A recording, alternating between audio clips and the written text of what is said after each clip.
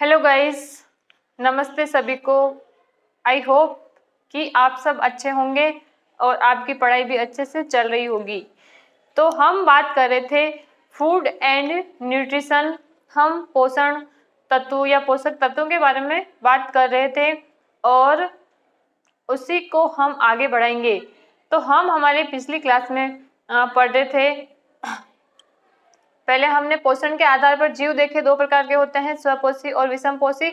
और विषमपोषी में हमने तीन प्रकार के वापस से जीव देखे, जिसमें पहला प्राणी संभोजी, दूसरा मृतोपजीवी और तीसरा हमने देखा परजीवी। फिर हमने देखा जो बैलेंस डाइट है, संतुलित पोषक तत्व जो है, उसमें हम 6 तत्वों को शामिल करते हैं, जिसमें पहला कार्बोहाइड्रेट, दूसरा प्रोटीन, तीसरा लिपिड, विटामिन, खनिज लवण और फिर जल। उसमें से भी हमने जो है वो कार्बोहाइड्रेट के बारे में और हमने प्रोटीन के बारे में डिस्कशन के अंदर पढ़ लिया था, या उसके बारे में जितनी भी डिटेल में चीज़ें हमें पढ़ने की ज़रूरत होती है वो हम पढ़ चुके थे। और आज हम एक फ्रेश पॉइंट पर बात करेंगे, विटामिन। विटामिन एक ऐसा टॉपिक है जिससे एग्ज़ाम में क्वेश्चन 100% बनता है। यहाँ से एक क्वेश्चन बनता ही बनता है। अगर आपके जनरल साइंस में टॉपिक विटामिन दे रखा है या फिर फूड एंड न्यूट्रिशन दे रखा है तो यहाँ से क्वेश्चन पूछा जाता ही जाता है। तो हम बात करते हैं विटामिन। तो हमारी हेडिंग हो जाएगी विटामिन्स।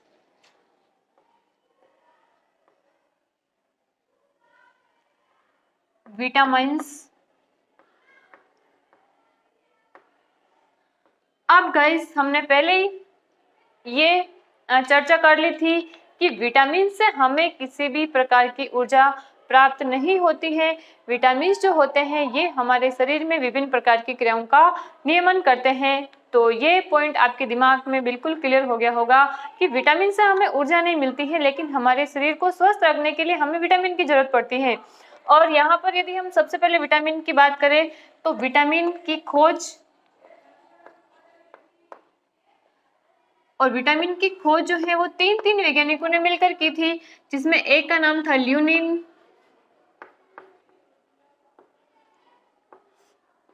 दूसरा हॉपकिंस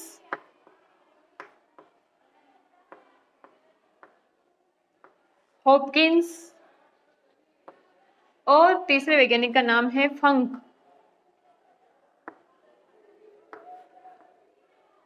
तो खोज हो गई।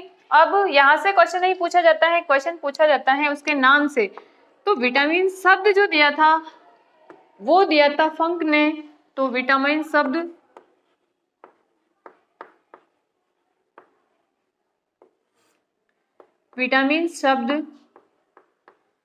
और विटामिन शब्द देने वाले वैज्ञानिक का नाम था फंक।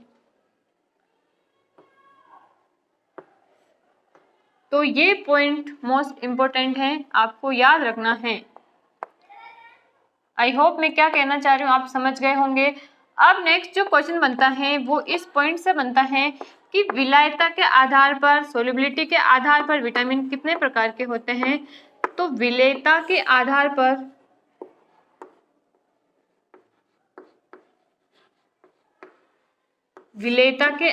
पर विटामिन जो हैं इसको हम 2 भागों में डिवाइड करते हैं। विलेयता के आधार पर विटामिन जो हैं ये 2 टाइप के होते हैं। इसमें से पहला हो जाएगा वसा में विलेय विटामिन, यानी कि हम देखते हैं ना कि जो पानी में सोल्यूबल होता है, ऐसा पदार्थ जो पानी में घुलता है उसको हम जल में विलेय बोलते हैं, और ऑयल, घी जैसे पदार्थ जो होते हैं वो उसी टाइप के पदार्थों में घुलते हैं। तो जो वसा में विलेय विटामिन होंगे उनको हम वसा विलेय विटामिन बोलेंगे। तो वसा में विलेय फैट सोल्यूबल,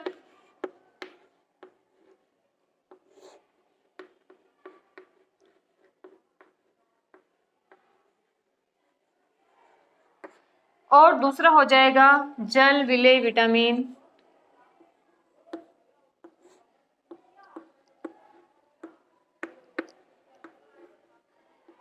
जल विलेय vitamin, water soluble vitamins,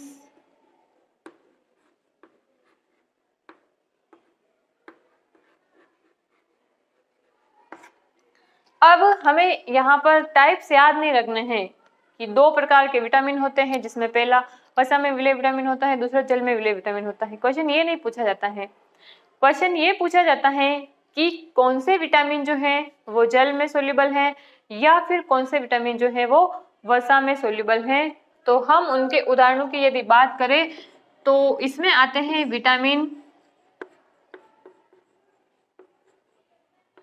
vitamin के हो जाएगा, इसके अलावा विटामिन ई हो जाएगा, विटामिन डी हो जाएगा और विटामिन ए हो जाएगा। तो ये चारों के चारों जो विटामिन हैं ये किस में सोल्यूबल होते हैं, ये फैट में सोल्यूबल होते हैं। और दो विटामिन जिसमें एक आता है विटामिन बी कॉम्प्लेक्स,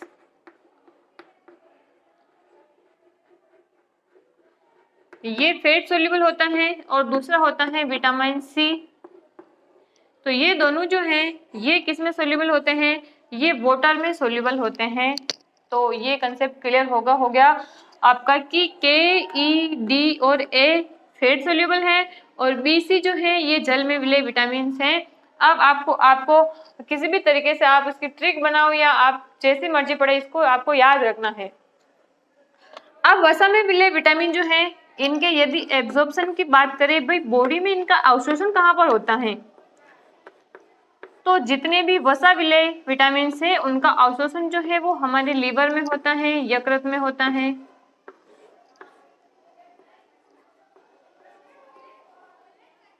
और यदि हम जल विलय विटामिन की बात करते हैं तो हमारे शरीर में जितने भी जल विलय विटामिन हैं वो हमारी आंत्र में एब्जॉर्ब होते हैं, तो इनका अवशोषण जो होता है वो आंत्र में होता है।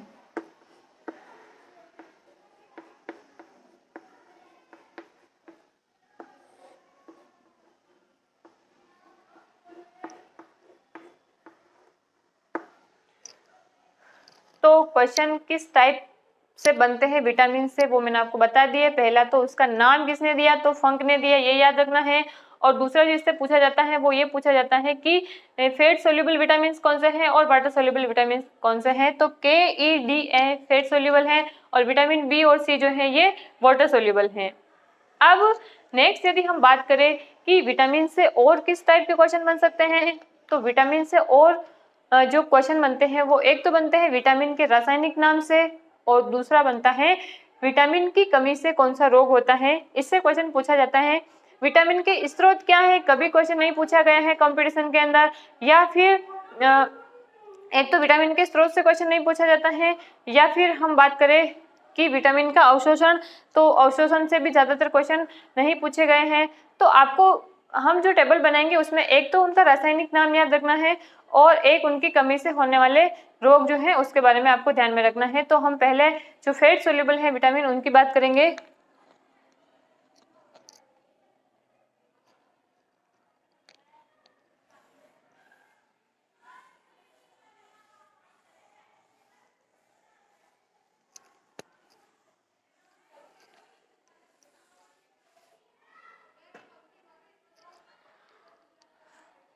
तो पहले हो जाएगा हमारा क्रम संख्या,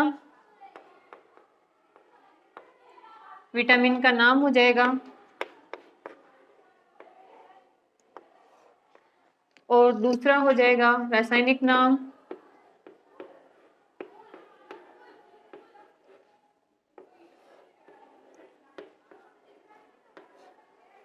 कमी से होने वाला रोग,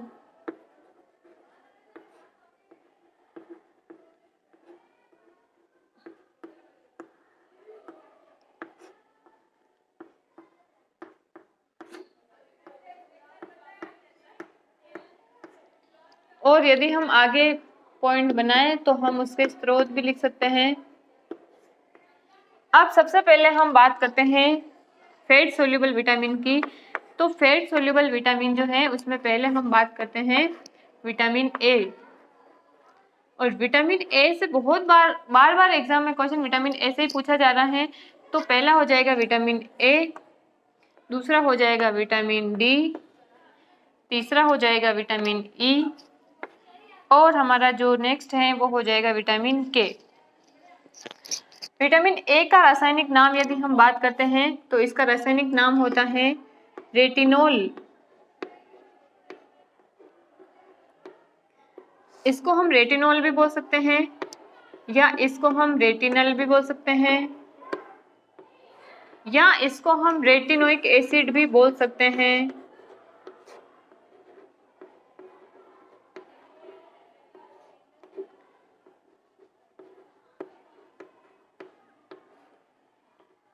और रेटिना, रेटिना जो है वो हमारी आंखों से रिलेटेड रोग है, इसीलिए इसका नाम रेटिनॉल। तो रेटिनल आप ऐसे भी याद रख सकते हो। और इसकी कमी से जो रोग होता है, आंखों से रिलेटेड जो बीमारी होती है, उसको हम बोलते हैं रतौंधी रोग। तो यहाँ पर डिजीज हो जाएगा रतौंधी डिजीज, तोंधी, रतौंधी, जीरोफ्थेल्मिया भी बोलते हैं इसको।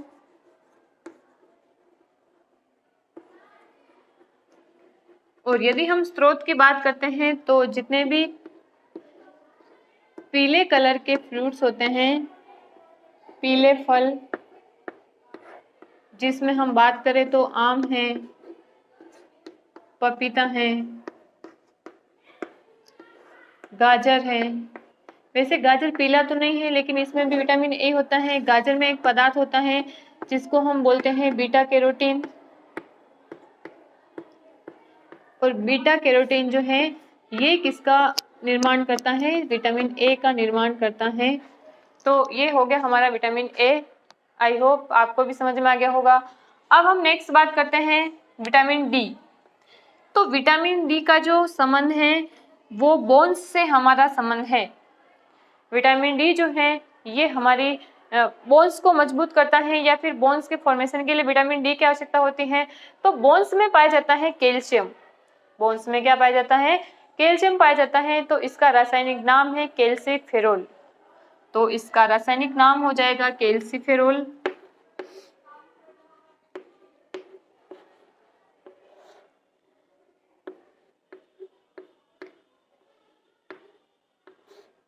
कैल्सीफेरोल। और यदि इसकी कमी से जो रोग होगा वो भी किससे रिलेटेड होगा? हमारे बोन से रिलेटेड होगा। तो इसका अलग अलग उम्र के लोगों में इसको अलग अलग नाम दिया हुआ है। तो यदि हम बच्चों में बात करें तो बच्चों में इस डिजीज को हम बोलते हैं रिकेट्स रोग। रिकेट्स, रोकेट नहीं, रिकेट्स बोलते हैं इसको। और यदि हम अडल्ट में बात करते हैं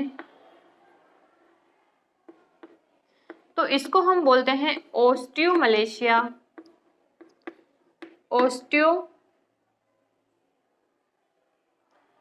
ओस्टियोमलेशिया। मलेशिया, वो मलेशिया नहीं, इस रोग का नाम है ओस्टियोमलेशिया।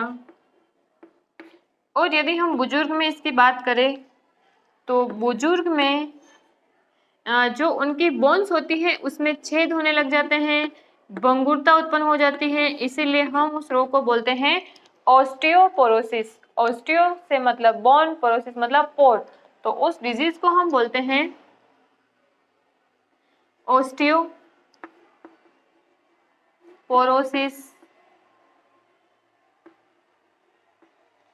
और इसका स्रोत होता है सूर्य का प्रकाश। सनलाइट में हमारी स्किन के अंदर कोलेस्ट्रॉल होता है, उसका अपघटन होता है, और हमें किसकी प्राप्ति होती है? विटामिन डी की प्राप्ति होती है। फिर हम नेक्स्ट बात करते हैं विटामिन ई। तो विटामिन ई जो है ये फर्टिलिटी से संबंधित होता है, या फिर स्किन की जो ब्यूटी होती है उससे रिलेटेड होता है। तो इसको हम ब्यूटी विटामिन भी बोलते हैं। विटामिन ए को हम क्या बोलते हैं? Beauty vitamin. और इसका संबंध मैंने आपको बताया कि फर्टिलिटी से है, यानी जनन अंगों से है। और जनन अंगों को हम बोलते हैं टोकस। टोकस से मतलब होता है गोनेट्स, और गोनेट्स से मतलब होता है जननांग। तो इसीलिए इसका रासायनिक नाम है टोकोफेरोल। तो इसका नाम हो जाएगा टोकोफेरोल।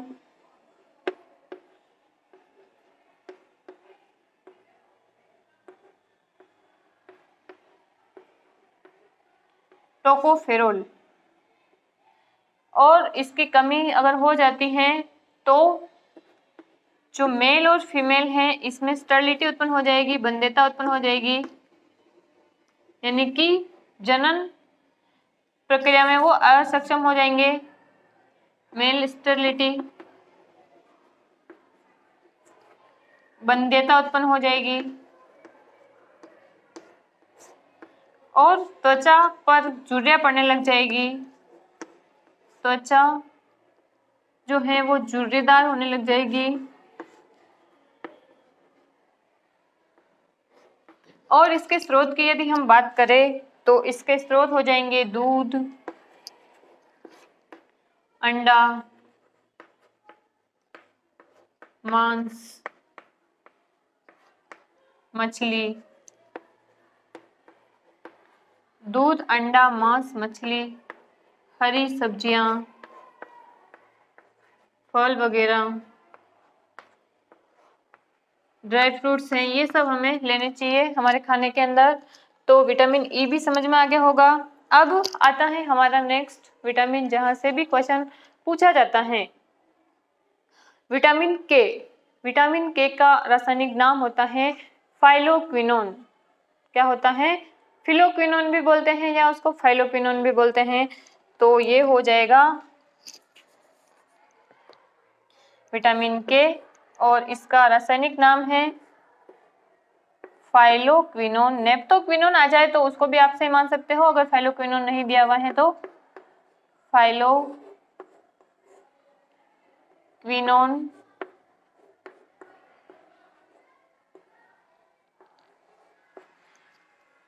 और विटामिन के जो होता है इसका काम होता है शरीर में अगर कहीं पर चोट लग जाती है तो वहां पर रक्त का थक्का बनाना, ब्लड क्लोटिंग का कार्य में हेल्प कौन करता है? विटामिन के करता है। और यदि विटामिन की कमी हो जाएगी तो क्या होगा बच्चों? विटामिन के की यदि कमी हो जाएगी तो रक्त का थक्का जो होगा वो देरी से बनेगा और शरीर से बहुत सारे ब्लड की क्या हो जाएगी? कमी हो जाएगी। तो रक्त का थक्का बनने में देरी,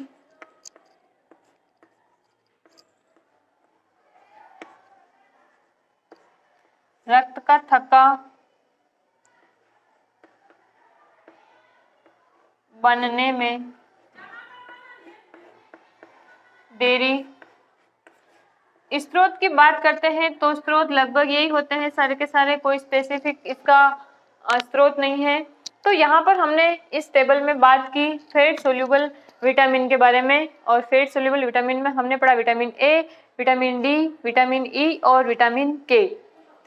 अब हम पढ़ेंगे वाटर सोल्यूबल विटामिन, जिसमें एक हम पढ़ेंगे विटामिन बी कॉम्प्लेक्स और दूसरा हम पढ़ेंगे विटामिन सी। तो हम वाटर सोल्यूबल विटामिन पढ़ने से पहले ये सारी चीजें आपको समझ में आ गई होगी। अब हम बात करते हैं वाटर सोल्यूबल विटामिन की।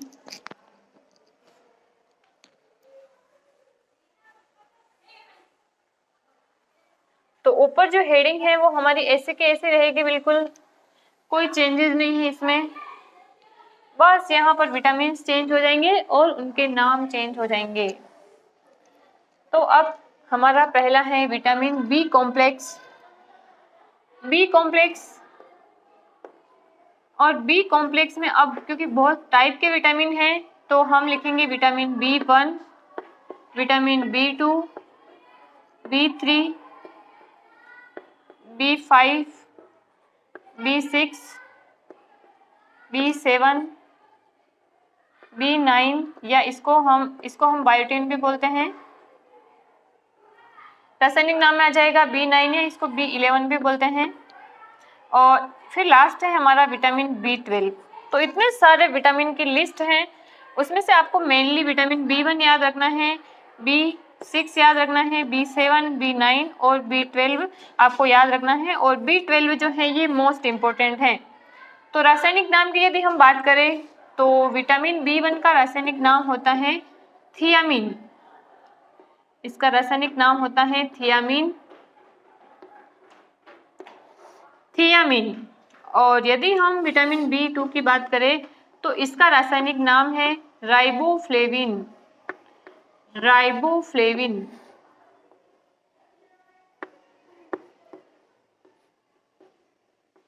तो समझ में आ गया होगा, बी1 का नाम थियामिन है, बी2 का नाम राइबोफ्लेविन है। फिर हम यदि बी3 की बात करें तो बी3 का रासायनिक नाम है नियासिन।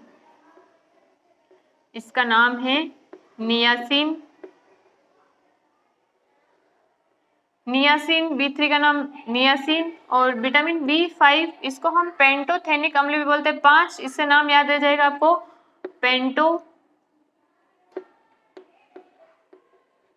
पेंटोथेनिक एसिड या अम्ल। फिर हम यदि B6 की बात करते हैं तो इसका रासायनिक नाम है पायरिडोक्सिन, पायरिडोक्सिन, पायरिडोक्सिन। और यदि हम विटामिन B7 की बात करते हैं तो इसको हम विटामिन H भी बोल सकते हैं, और इसका नाम है बायोटीन। इसका नाम क्या है? Biotin, biotin. और B9 का रासायनिक नाम है फोलिक एसिड या फोलेट भी बोल सकते हैं,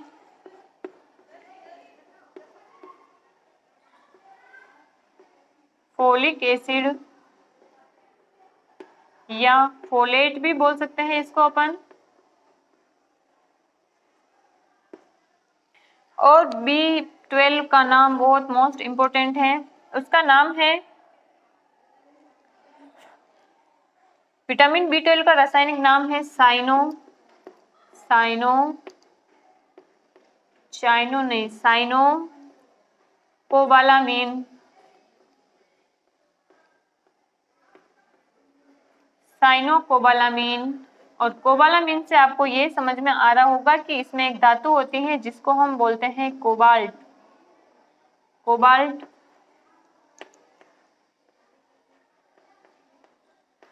कोबाल्ट।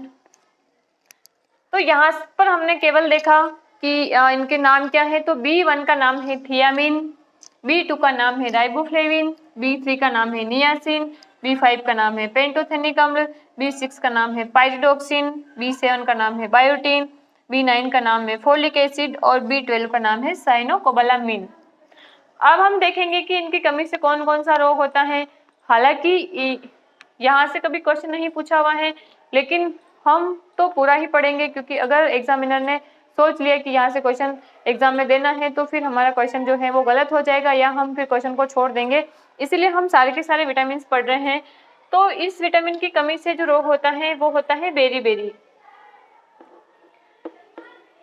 विटामिन B1 की कमी से रोग होता है बेरी। और B2 की कमी से जो रोग होता है वो होता है किलोसिस। किलोसिस से मतलब होता है कि हमारे जो ये होठ लिप्स जो है इसकी स्किन फटने लग जाती है, इसको हम क्या बोलते हैं? किलोसिस बोलते हैं। और यदि हम इसकी बात करते हैं नियासिन की, तो नियासिन जो है इसकी कमी से जो रोग होता है उसको हम बोलते हैं 4D डिजीज। इसको हम क्या बोलते हैं? 4D डिजीज बोलते हैं। 4D डिजीज से मतलब ये है कि इसमें कोई एक लक्षण नहीं होता है, इसमें बहुत सारी डिजीज एक साथ होती हैं।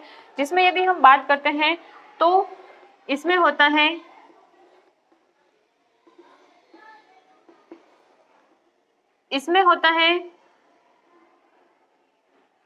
Dementia,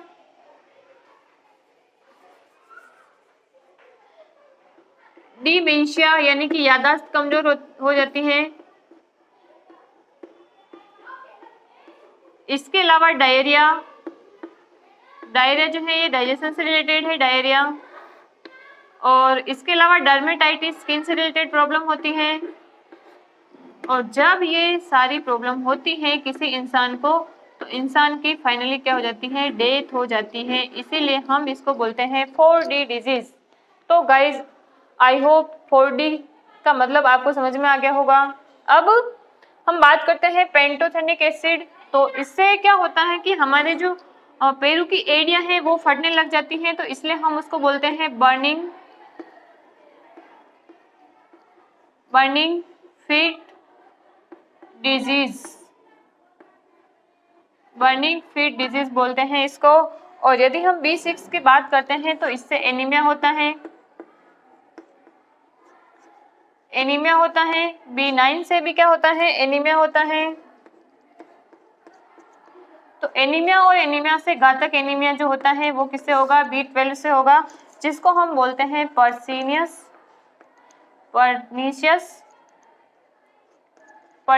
anaemia. तो आपसे ये पूछा जाता है कि पर्नीशियस एनीमिया किसकी कमी से होता है, तो ये होता है विटामिन B12 की कमी से, जिसको हम बोलते हैं साइनोकोबालामिन, और जिसमें कौन सी धातु पाई जाती है, कोबाल्ट धातु पाई जाती है। तो आई होप आपकी चीजें क्लियर होगी। अब हमारा एक विटामिन बचा है विटामिन B7। इसकी कमी से जो है वो पैरालाइसिस हो जाता है।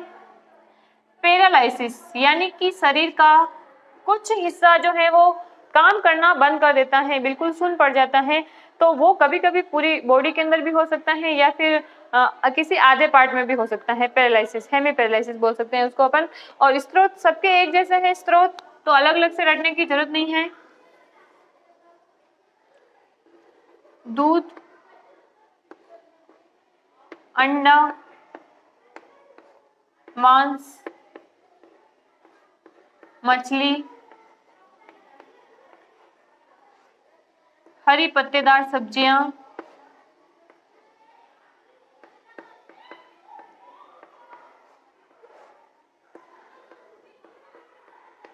हरी पत्तेदार सब्जियां, फल इत्यादि। और हमारा ये हो गया विटामिन बी कॉम्प्लेक्स, बी मिश्रण जटिल बोल सकते हैं। अब हमारा लास्ट बचता है वाटर सोल्यूबल के अंदर विटामिन सी। विटामिन सी भी बार बार एग्जाम में पूछा जाता है, तो इसको हम यहाँ पर लिख लेते हैं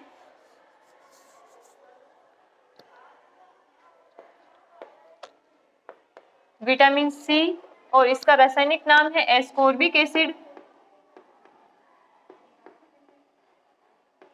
एस्कोर्बिक एसिड, ये मेरे जगह छूटी हुई थी इसलिए मैंने ऊपर लिखा, आप कंटिन्यू नेक्स्ट लिख दे यहाँ पर विटामिन सी, इसका रासायनिक नाम एस्कोर्बिक एसिड, और इसकी कमी से होने वाले रोग को हम बोलते हैं स्कर्वी रोग। और जितने भी खट्टे फल हैं उसमें क्या पाया जाता है, उसमें विटामिन सी पाया जाता है। तो खट्टे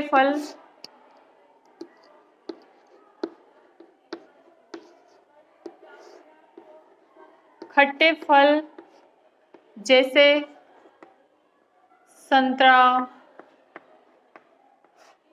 नींबू, आंवला, इमली,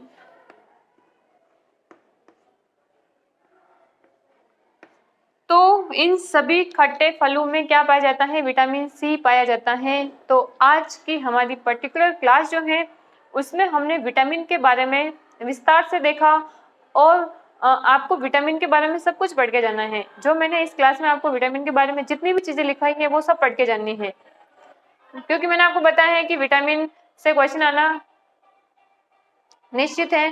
तो आज की क्लास को हम विटामिन पर ही समाप्त करेंगे। Thank you friends, thank you very much.